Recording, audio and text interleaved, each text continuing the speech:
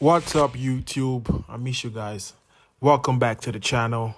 It's Noel from Forging Strength. If you're new to the channel, hey, you know what to do. Make sure to subscribe, turn on the post notification bell so you know when we drop new content, and like the video if it provides any form of value to you. Okay, today I'll be talking about 4 reasons why you are not building muscle. No matter how much you try, no matter how many days you go to the gym, no matter how much protein you take, you just seem not to be able to build muscle. We're going to be addressing the reasons why and basically the flaws in your programming and mindset and attitude and everything altogether as to why you're not being able to put on muscle. The first reason why most people cannot put on muscle is because they don't push their sets hard enough.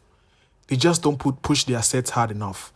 Most people come to the gym and even their top sets and their main sets seem like warm-ups, okay? You can see them training, and once they hit a certain number, they terminate the set. Take a look at this set I'm about to perform. That is my top set with 100-pound dumbbells.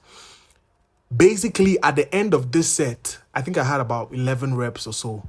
By the end of this set, I could not get even one more rep, even if there was a gun to my head. The sets have to be pushed hard.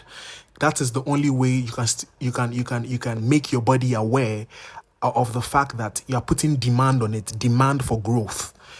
So the thing is, most of the time, if you are a beginner trainee, if you are new to the gym and all of that, you can get away with a lot lower intensity.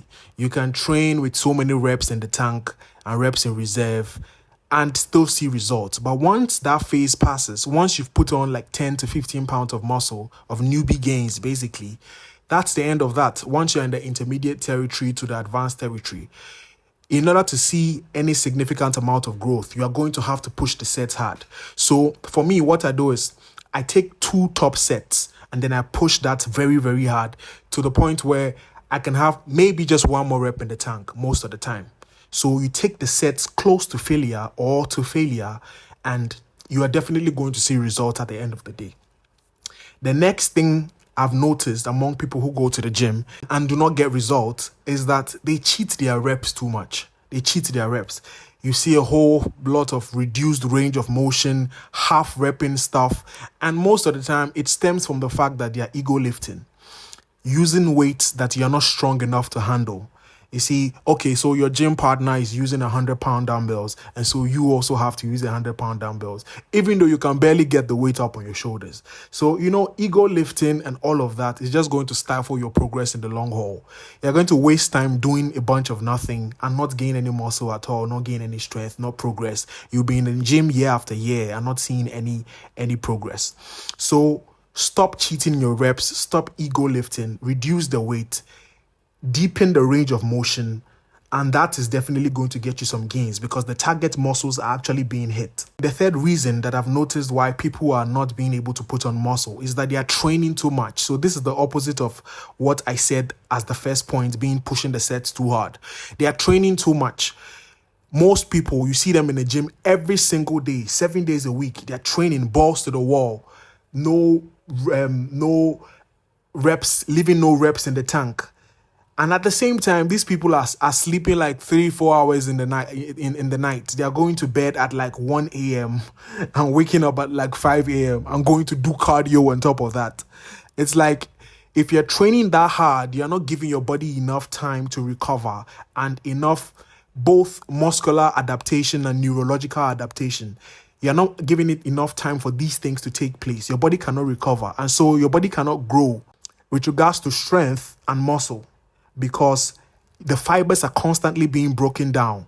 The nervous system is on so much pressure and is in so much fatigue that it cannot adapt to the stimulus that you're being put on it.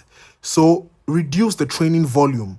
Sometimes, and what you need to do is periodize your training sometimes such that you are able to have periods of time in your training cycle where your intensity and the volume is a bit less. What I notice is that when you have such periodizations in place, what happens is that when you come back a lot stronger because your body has gotten a chance to adapt.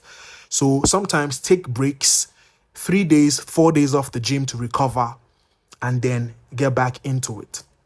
The last point that I've taken cognizance of is the fact that they are dieting too often. Everybody wants to be 7% body fat. Everybody wants to be 10% body fat. And that's not bad. If you want to be lean, is good. Being lean is nice. But try to make sure that you are not constantly in a deficit. If you want to maintain a low body fat percentage, make sure you take your time as you are getting down there. That's number one. And number two, it should be in phases. You can diet for 12 weeks and reverse out of the diet. Get back into a muscle building phase. If you are constantly in a calorie deficit, you are basically sending your body catabolic signals. And so your body is not going to want to put on muscle tissue because it's in a fight or flight mode. It's in a state of deprivation. You're not giving it enough nutrients that are going to ensure it's the building process, the anabolic process. Okay, so don't diet too often and don't try to stay shredded all year round if you're not naturally that way. Stay around 10% at the low end, maybe 9% if you're just trying to look crazy aesthetic for a while, and then try and stay between 9% and maybe 16% at the very most. Maybe 18% at the very most, but cap it out around 18% because if you get too big, now you're going to be affecting, your hormonal balance. If you get too fat, 25-30%, at that point in time, you might be stronger in the gym. But you're going to have messed up estrogen versus testosterone levels. There's going to be hormonal imbalance. That's a whole other topic I can talk about another day. But essentially, do not put yourself in a calorie deficit every time.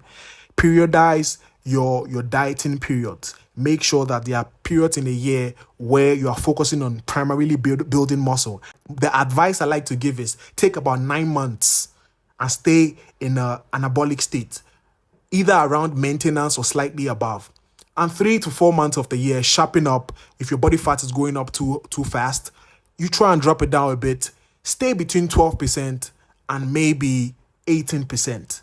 Ultimately, all you really need to do is keep your body fat levels at a point where your hormonal output is ensured. It's at a good point, and your strength and performance in the gym is also optimal.